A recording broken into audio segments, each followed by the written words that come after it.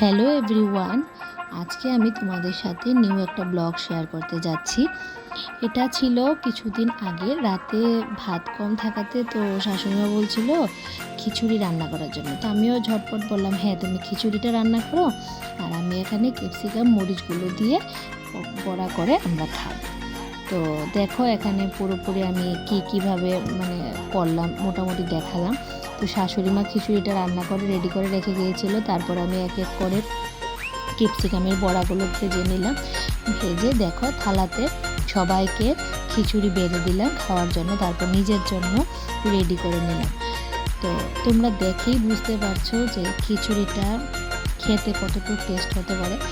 Actually এতটাই স্বাদ হয়েছিল বলার বাইরে। অনেক দিন পরে খেয়েছিলাম, তাই হয়তো স্বাদটা আর একটু বেশিই লেগেছিল। আর খিচুড়ির সাথে ক্যাপসিকামের বড়া তোমরা অবশ্যই একবার ট্রাই করে দেখবে, খেতে দারুণ লাগে। তো এটা ছিল আমার আজকের ব্লগ।